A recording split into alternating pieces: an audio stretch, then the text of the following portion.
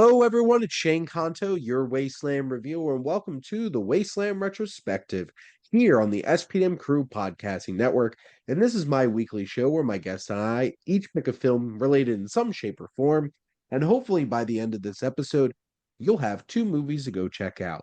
And we're going to be doing a double dose of some earlier Guillermo del Toro films before he went full blown blockbuster mode in the US. One of these films is, I guess, one of his first attempts at dabbling into that, but we'll get into that. But joining me, because it is the third Thursday of the month, it's Luke. Hello, nice to be back. Absolutely. And yes, so we're going to be talking about 2001's The Devil's Backbone. And then we're going to be talking about 1997's Mimic. Now, hmm these are both Guillermo del Toro films. They're both very specific, like horror-esque motifs. We have a ghost story and we have a creature feature.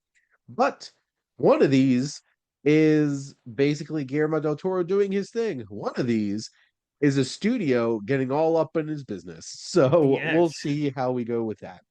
Now, we'll start off with the Devil's Backbone.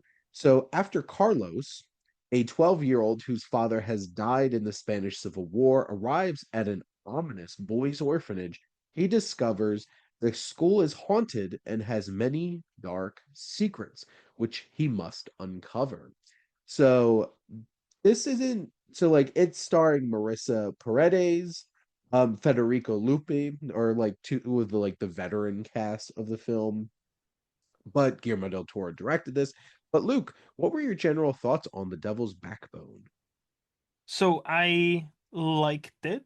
Like I'm between kind of like it was okay to like low side of liked it. And for me that was it's basically a story of two halves or like or sorry, story of three thirds. The first third, the setup and all that, brilliant. I was like, oh yeah, Guillermo, let's cook, let's cook. And then second half happened or second third, sorry, second act happens, and I'm like, did we need this? Like, I understand why it's here, but I feel like that kind of slows everything down a bit, and then like I don't think it gels. And then the third part happens, and I'm like, okay, like thematically it all is tied up very well, but I just don't think it works as much, or it worked for at least for me as much as I would love to have worked. So, but I still again liked it enough where I would recommend it. What about you, Shane? So I remember seeing this for the first time in film club actually in college Mm. because we used to have like regular meetings every other week, and then we would have the option for members to do their own series in the off weeks if people wanted to show up. And my buddy Matt, actually, who I've been friends with now for 15 years, we met in Nice. film club. He actually chose to do a double dose of horror film, like international horror films. And he hmm did The Devil's Backbone and Let the Right One In. Mm. And I was blown away by both of them because like I didn't have a whole lot of experience with international films hmm at that point. hmm Honestly, Alternative Film Club really helped with that. And this is indeed a ghost story, Yes. but it's really about which one it has this continuing thread of the Spanish Civil War that hmm keeps popping up in fascism. That's a motif of so many Guillermo del Toro films. It's this, it's Pan's Labyrinth, it's his Pinocchio, all dealing hmm with fascism. Yes. God damn fascists. Still dealing with them today. But you have those motifs. And then you have these very human elements. This is a coming of age story. It's about a kid dealing with bullying and making connections in this orphanage. And then it has these other elements, which like I can see where some might not feel as connected to some of the other elements. Like you have this couple that runs this place, and you have this douchebag who works there who wind like if something bad happens in this orphanage, it's this guy. Yes. Adultery, this guy. Murder, This right? guy. Like this guy. Um Theft. this guy, Mm-hmm. Public Enemy number one. And this is a kind of film that it has the atmosphere. It has that Guillermo del Toro vibe. You can definitely tell it's low budget with the special effects, but the ghost effects still are really creepy and eerie, and I like them. I feel like they Yes, fit the aesthetic well. 100%. Yeah. And we've seen Del Toro do these things with bigger budgets later that Mm-hmm. are still really creepy and look really good. It just so Mm-hmm. happens that this he didn't have much money here. Yeah. And you could definitely tell this has his style, his look to the film and everything. And I don't know. I'm pretty charmed by Carlos's little journey. Mm-hmm. There's definitely shocking moments.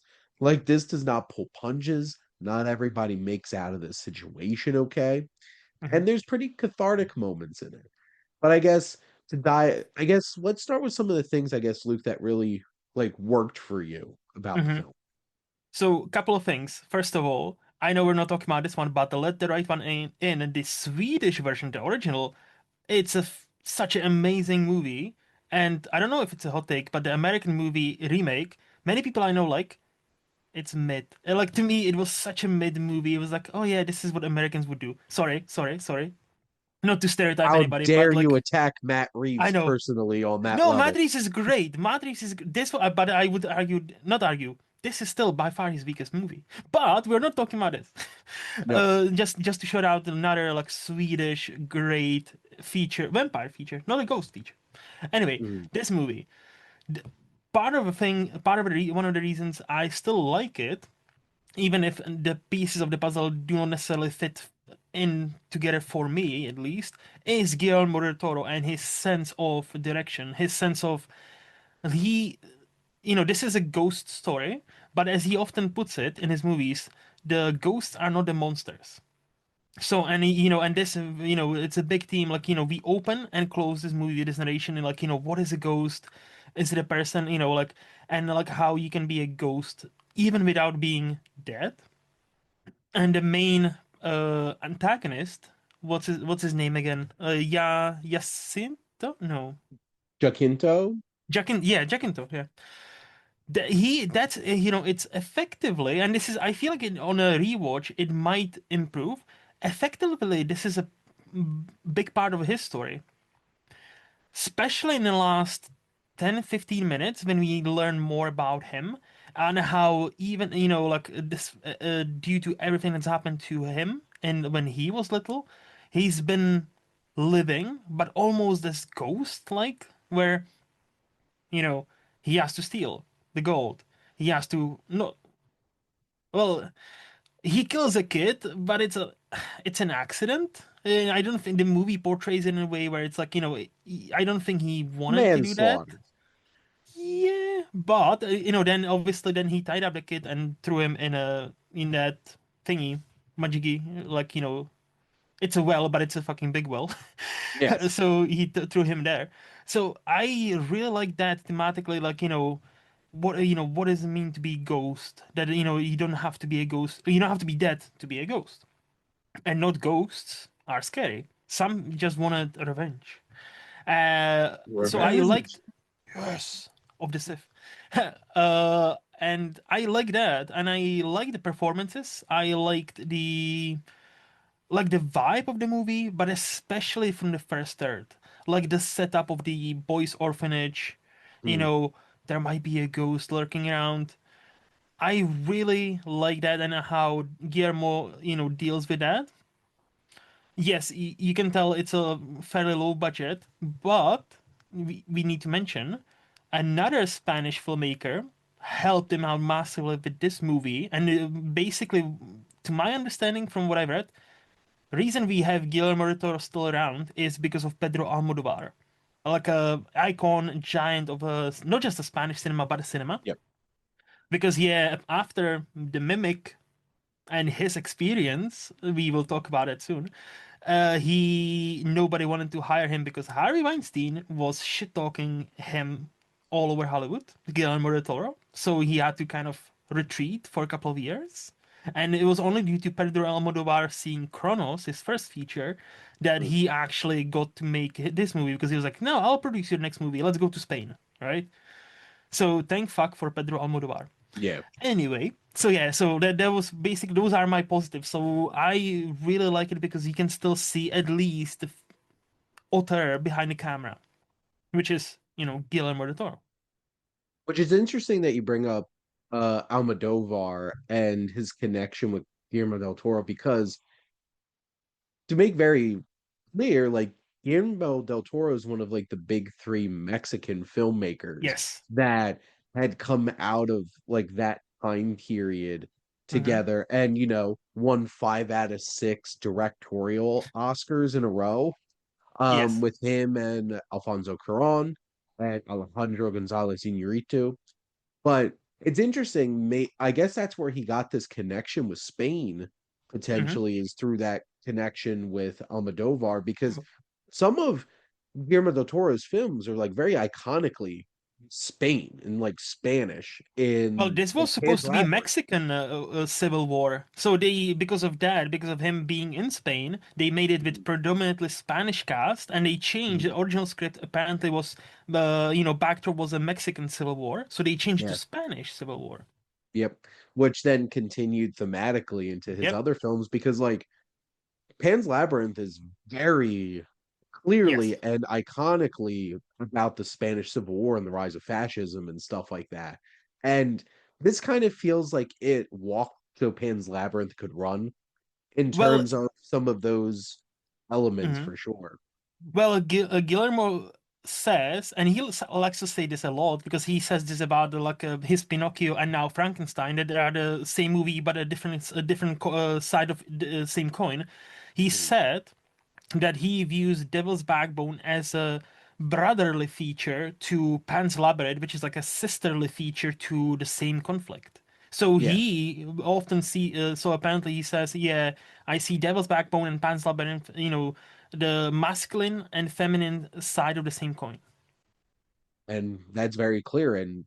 pretty obvious. And obviously, this film deals with a lot of that, like growing masculinity and coming Mhm. of age, because this is very like clearly a boys' orphanage. Yeah, yeah. So you have all of those tensions between these young men, and we've seen how the trauma can materialize in negative ways through the Hmm. antagonist of this film, and who is continued to be used as an Hmm. adult in ways. You have that relationship that he has with Carmen, Hmm. and that feels pretty tragic to me in many ways. Honestly, on both ends of the coin, because you have this young man who's kind of just being used as meat, and Yep. this woman who's desperately trying to have that physical connection in the same way. And I think that I think it's an interesting dynamic that they add between Carmen and Dr. Caraceres. And it's interesting how, too, the name of this movie comes about, Hmm. Hmm. because not to get into detail, but one of my wife's best friends has a just gave birth to a child who has spina bifida.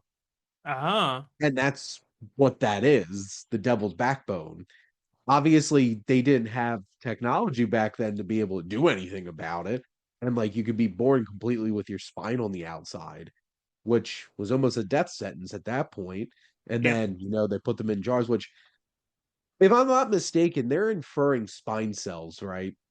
When he's talking about people think this has like hearing abilities. I'm like, wait a minute. Um, but obviously they didn't know that back Hmm. then. Hmm. Um, but like now they were able to do in utero surgery Hmm. to be able to fix a lot of the spina bifida before this my wife's friend's baby was even born. Hmm. And it's miraculous what you could do now. And it's interesting how they utilize that, because you do get a bunch of like grotesque names plopped on just medical things, and there's that stigma. It's just it's like a condition. And Yes. there's like the devil's backbone. Yeah. Like this child has been like touched by the devil or something. And Mhm. I thought that was an interesting layer to how like that fits. Like it doesn't like fit into the story, but it's that kind of thing where it's just like it adds layers. And I guess I've watched this so many times, all those little layers stick out to me, and I find interesting elements to it. And see, that leads me to one of my, excuse me, I guess biggest points or biggest problems with this movie. So, for example, right, you have this caretaker, older, like the older guy, Yeah, explaining that to him, and then he takes a ladle and like pours him a shot. He's like, so if yeah. you believe in all these stories of ghosts and that, drink this. Maybe this will cure you as well. He runs away. He's like, no, I'm not drinking that. Maybe I haven't seen a ghost. Okay, I'm bye. And then this man of science, as he says himself, has a second and drinks it himself. So that conflict of you can still be a man of science, but there's something deep down you can still believe. I thought it was fascinating, but the movie, instead of focusing on that, focuses on that war and gold aspect, and I'm like, and this is where I struggled with the clash. I'm like, there is a very even more down to earth movie hidden someplace, and I just don't think we needed the war aspect and the gold aspect to flash out what eventually still would have flashed out, but like through different ways. Like, for example, like right, I feel like this might be a very minor nitpick. I don't know how you felt about this. I don't think we should have seen the ghost in the very first scene. Like the boy, I Mm. feel like, had we seen it like halfway through the movie, like, it just made me like, the moment we actually see it materialized, it's not about the effects. Like, the effects to me looked cool. It's more about the journey. And every time when we seen it materialize, like 15 minutes in, 20 minutes, I was like, well, but this kind of takes it slightly down just for me because then there's no tension. It's like, is there a ghost? Is there no not a ghost? Like, is that a metaphor for something? Oh no, and it's an actual ghost. Yeah, you can see it right there. He's standing right there. Who also cannot open doors. And I'm like, wait. There's a scene where he like runs away from him. He hides in a closet and he holds the thing. I'm like, wait, but it's a ghost. He can just materialize down next to him, right? No. Apparently the doors cannot open doors. I'm like, okay, So choices. if this movie was really about the horror of like a ghost haunting people, Mm-hmm. I would probably agree with that point, Mm-hmm. but it's not. No, And it's not. It's not. But it obviously wants to like get in because he's trying to get in. So that well, scene kind of confused me. so I mean for the point of like us seeing the ghost so Okay. early. Okay. Oh, okay. Because the Okay. thing is, like, if this movie was actually like a horror film about like being scared Mm-hmm. by ghosts, Mm-hmm. sure. But to be fair, it's not really. And Yeah. that's the thing.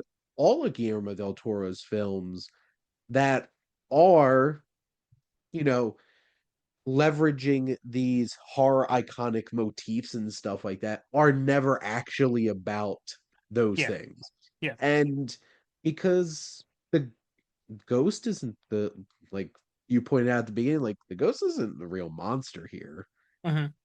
And I think it's more of like this ghost is reaching out for help and connection. And I think sees something in young Carlos Mm-hmm. and where it's like Carlos could potentially help with this. And I think because the story is really about part of the story is really about this ghost finding solace and Yeah. being able to, move on from this.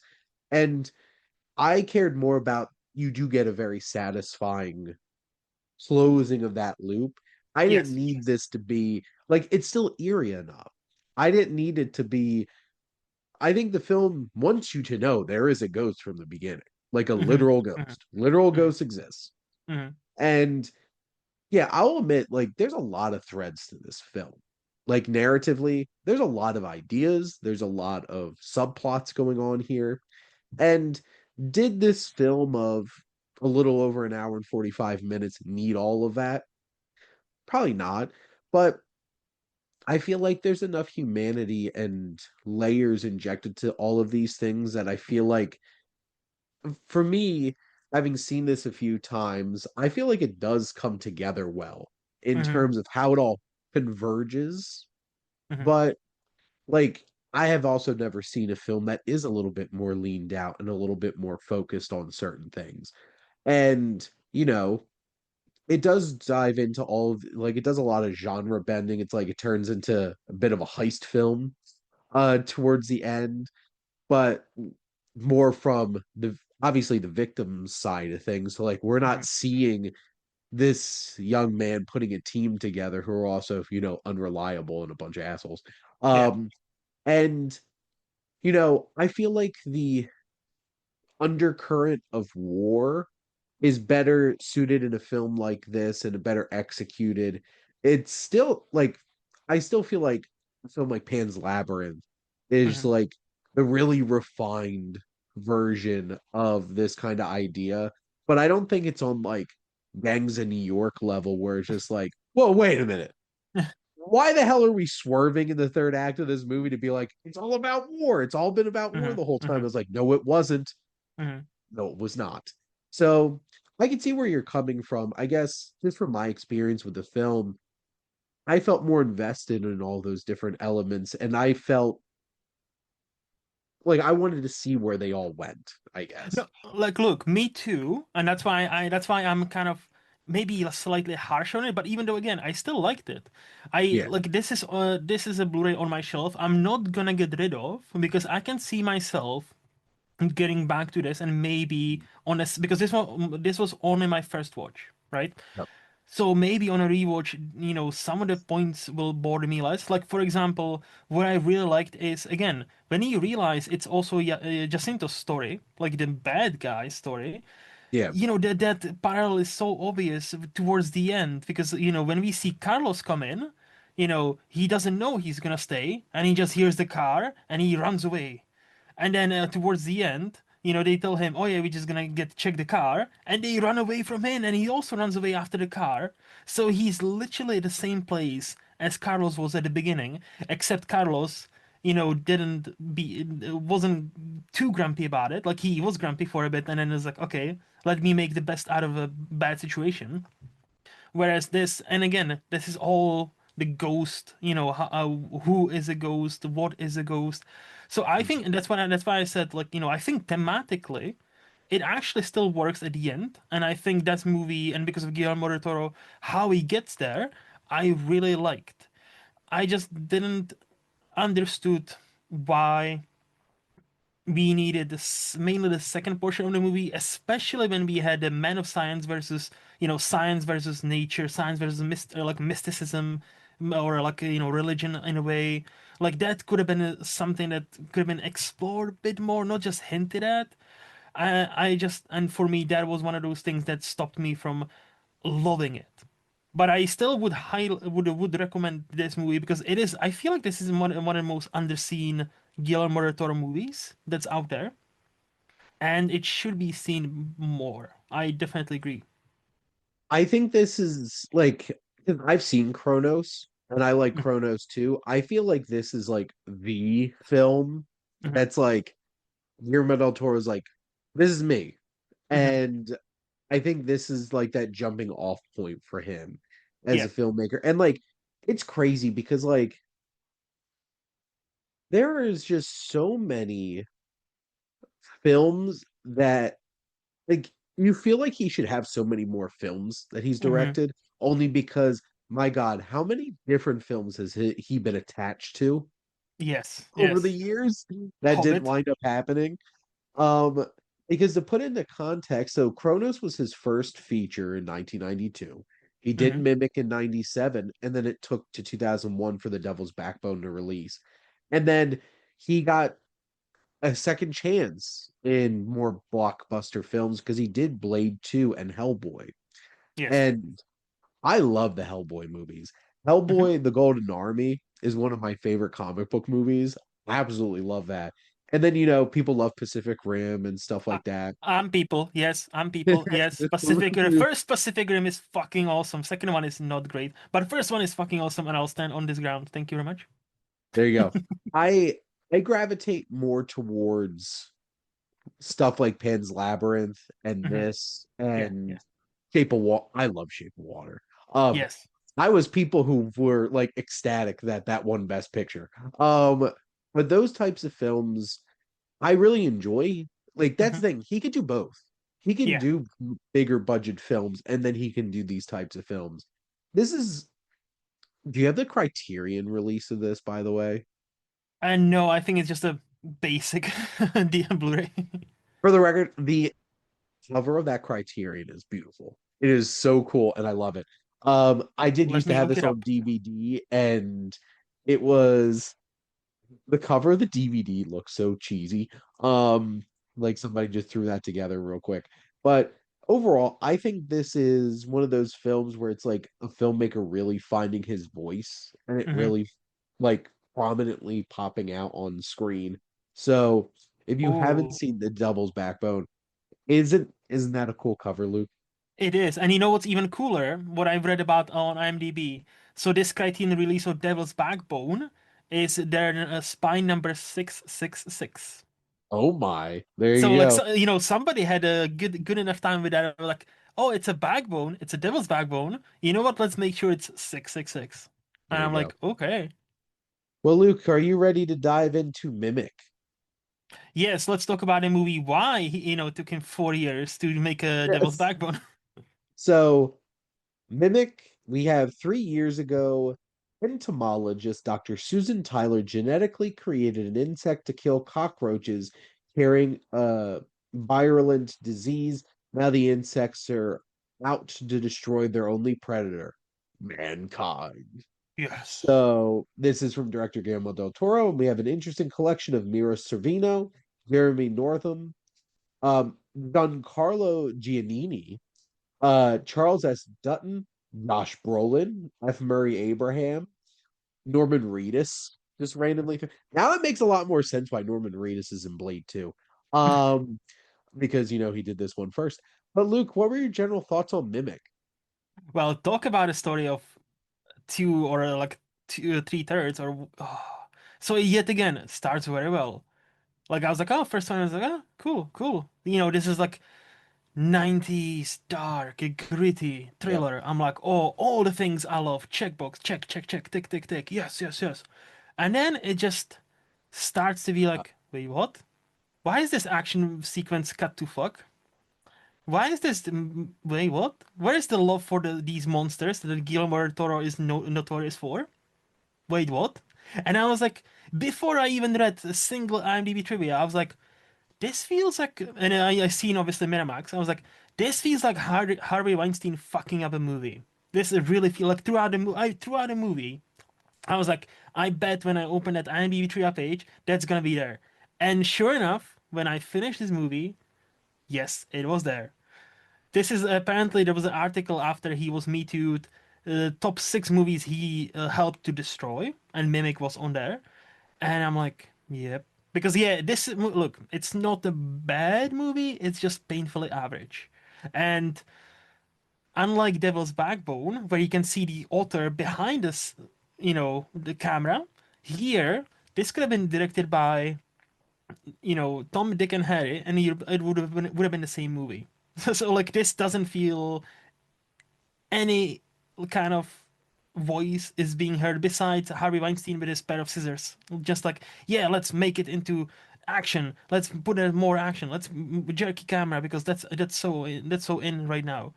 But yeah, so it's not a bad movie. It's just painfully average. What did you think, Shane? it's like it's a it's like a relatively entertaining Hmm. it's a relatively entertaining creature feature that feels very 90s aesthetic. And you can feel the same vibe that you get from like Blade 2 in like about 6 years, just from like an aesthetic standpoint. Okay, okay. But like There's a lot. There doesn't feel like there's any heart and soul in it. Yes. Because here's the thing, you alluded to this. There's a whole other like thread of this film where we realize that these creatures are like Frankensteined Mm-hmm. together things that were created by man, abandoned by man, Mm-hmm. and were forced to like evolve on their own. Mm-hmm. See, that's the kind of stuff you would expect from a Guillermo del Toro movie. This just feels like give your vibe, make a cool, interesting looking monster, Mm-hmm. and that's it. And then everything else just felt like just your expected kind of monster movie. I will say it Like, again. It feels dumped down for. I'm sorry, I don't want to sterilize, but generalize for Americans, because again, where the most of the Gilmore movies deal with, hey, this monster is not a monster, it's the people, and here's why, and it shows you the soul, where you can like Shape of Water, latest Frankenstein, you know, all these Devil's Backbone, you can feel empathy for the monster, quote unquote. This one is like, hey, this fucker somehow survived, and now they are breeding down in the yeah. sewers. Let's kill them all. Well, and there is a because there probably was an avenue to explore that because Hmm. Guillermo del Toro made this, but like there's a very obvious avenue where this is a tragic thing, and then the movie just chooses not to explore that at all, which makes it a lot less interesting. It's Yes. just they go for the shock and awe that it could like mimic Hmm. Hmm. people. I wish you all could see the hand motion that I made Beautiful, beautiful. 10 out of 10. because like that was like the big moment where it's Hmm. just like they learn to mimic their predators, and then it's just like they fold the two things over and it makes a human face. It's like, why haven't we seen these before? It's like, but maybe we have.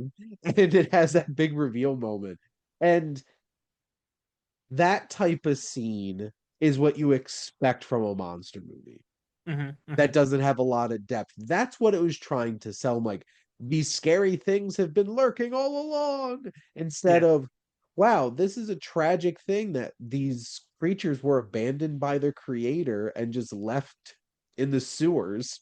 Hmm. And so the creatures do look cool Yeah. relatively. I know they leaned a lot more into CGI in this movie because like they had to show them flying and stuff like that.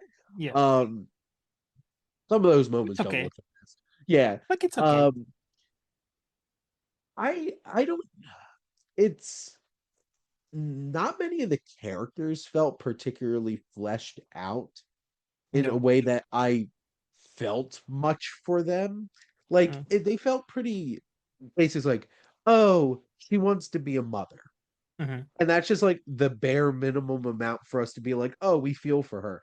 And there could have been so much more explored in that kind of way. You know, it's a movie that did this much better. Hmm. Aliens. Yeah. So this just kind of feels like a hollow version of better movies like this. And, you know, it has some very 90s casting. I don't know who Jeremy Northam is. I don't have a whole lot of apparently he's in Gosford Park. I don't remember him, but to be fair, there's like 40 named actors in Gosford Park. Yes. Yes. I know poor Mira Sorvino went Talk through about the another victim ringer of Harvey Weinstein. Harvey Yeah. Weinstein, who actually saved Guillermo del Toro in this film, apparently, Hmm. Hmm. and Quentin Tarantino, because Yes. apparently Quentin Tarantino is one of the few people who could be like have any kind of sway with Harvey Weinstein. And they were dating at the time, Quentin and Mira apparently. So yeah. Yeah. Um, always loved Josh Brolin. This was like one of those weird like between him being a child actor and then him being like an adult actor role. And I'm But he like, looks like a child still. Like I was like, oh, very young Josh Brolin just is it's here. I was like, babyface what the Josh Brolin, fuck? except he still has like deep Josh Brolin Yes, voice. He's got his And mannerism, he's got his voice, but he looks like I was like, this looks almost like a deep fake because we are so used to how Josh Brolin looks now, right? And it's like, holy shit, that looks almost unnerving to see him that young. well, because I don't know. I feel like in my brain, he Hmm. jumps from Goonies to like Milk. Thanos. Well, like I've seen him in other things No, before, yeah, of course, of course. Avengers stuff, but like I legitimately like I if you ask me, I would have to really think if I could think of anything between Goonies coming out Hmm. and Milk. And that's like 20 years. So like it was actually really weird seeing him pop up in this. And there's some good character actors. Like Giancarlo Giannini is like a much bigger Italian actor. And I know he's popped up in, he had a big role in Casino Royale and Quantum of Solace, Man of Fire. He was in Hannibal. And like he just relegated to being like a scared dad. Like he wants to find his child. Hmm. Charles S. Dutton. I think he's a great character actor. I enjoy seeing him pop up in things. He's the sheriff from A Time to Kill, which I've watched so many times at this point. And like he's like big energy, angry guy basically in this movie. And then Yeah. you like occasionally get F. Murray Abraham who gets to drop some like sage wisdom as a scientist and stuff like that. Like there's not enough character. There's not Hmm. enough fleshing out of this creature. And then at that point, you're just stuck on vibes and like horror elements. And sure, I think some of the body horror elements of like the creature and stuff like that look pretty Hmm. cool. Yeah. This definitely feels like a lot of the vibes and production design and stuff that we wind up seeing in Blade 2, like the whole sewer thing. I'm like, Hmm. wait a minute. Yeah. Yeah. That kind of stuff. But at the end of the day, this is a very paint by the numbers creature feature. And I can see why Guillermo del Toro is so disappointed by this because he knew he could do much more with this. In hindsight, we all know that he would have done much more with this. And then it Yes. just feels like Harvey Weinstein wanted something that he could just sell to a bunch of teenage boys and like Hmm. horror junkies in the 90s, and it could have been so much more interesting than that, but it's not. Exactly, So and that's the problem with the movie because ultimately I think we both are kind of on the same page. It's not a yeah. bad movie, right? No. It's not. Like, it's still competently made to an extent, besides the action sequences. But like decent actors, some good performances here and there. Like, it's not bad. It's just when you see Guillermo del Toro directing, even though it's a young, it's on his second feature, you think, oh, there's gonna be an extra layer of this or something extra in this movie, and it's not. And then, but if you've seen a movie or two as we are, isn't it sad that it's so painfully obvious this is not him directing? Like when he is like, oh, it's almost like, is it really directed by him? Because apparently many shots that are used in his movie have been done by the second crew. And I'm like, yeah, it does feel like Guillermo even like complained that like tonally it's off, the color palette is off. That that's why the movie sometimes looks great and sometimes looks average. And I'm Yeah. like, and I have actually seen the director's cut, which is 7 minutes longer, and I'm still like, it's fine. So even the director's cut, he was not able to, Guillermo del Toro himself wasn't able to salvage much more because obviously there's only so much he was able to shoot and he was able to do, right? So it's just one of those. I feel like this is one of those movies where the behind the scenes of this movie, a documentary about this movie, would be much more interesting than the movie itself. Because you have the peak Harvey Weinstein at his prime power, you know, fucking up movies, being a bad person, and just this new talent, newcomer to Hollywood, like, hey, this might be Guillermo, might be somebody at one point, and just going, being chewed up by this Hollywood machine. I genuinely feel like a documentary about this making of this movie would be fascinating to watch. And I think kind of just tying up my thoughts on this is a film that reeks of this could have derailed a young, promising career. And Yes. we have all seen films that did that, where it's like, I have you seen Kronos? That's the only one I haven't. So I've watched Okay. these two, and Chronos is the only feature that I haven't seen, but it's soon to be watched. It's a film I really like a lot. And you see so much promise. And you can tell, like, wow, this was something that grabbed people's attention. And then he Hmm. got a studio film. Yep. And then the studio killed him. And you would expect that, like so many other people, he would never bounce back from that. But thank you, Almodovar, That's why for I mentioned yeah, that. That's for why I mentioned making because like if it wasn't for him, genuinely like this could have been hey, this could have been a decent guy, but oh well, didn't work out for him in Hollywood, and he would retreat back to like Mexico and just make Mexican movies, probably great Mexican movies, but wouldn't have that big of a stage, right?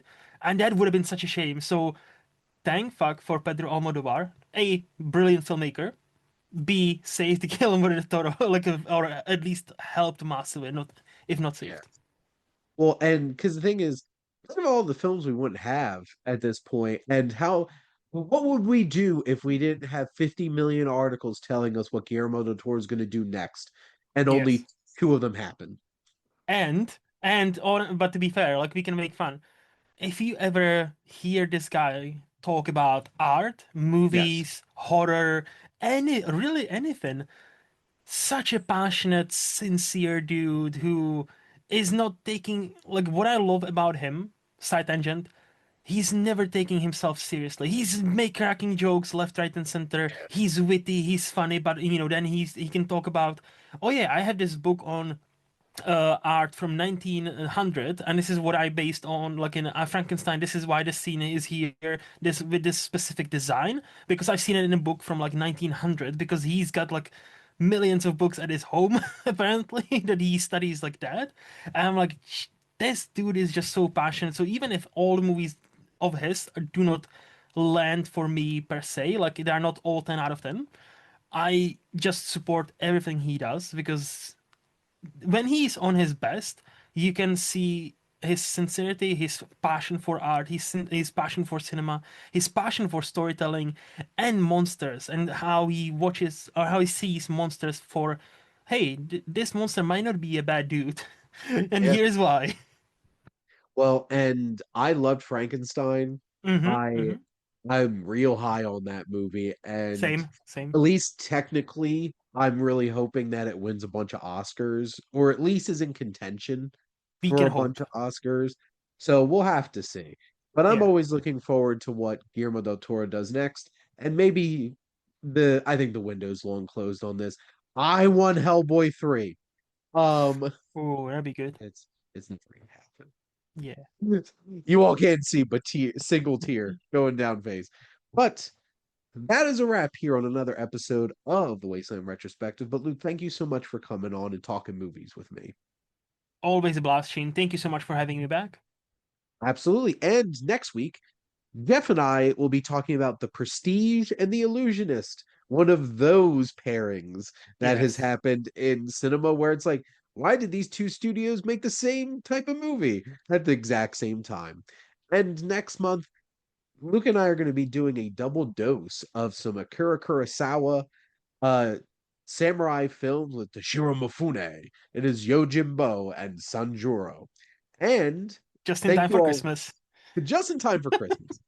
But thank all of you for listening. Make sure to like, comment, and share on this episode. What's your go-to Guillermo del Toro film? What's your favorite? There's a lot to choose from. Mhm. And make sure to follow or subscribe wherever you listen to your podcast. The SPDM Crew podcasting network is ever expanding. We have so many different types of shows, many of them about movies because we love movies. We have interview shows. We have shows about physical media and Tolkien and music and sports. So you can find something you're interested in. And if you want to join the crew, whether being a guest on one of our shows, I know Luke's always looking for people to interview on Flicks and Chill.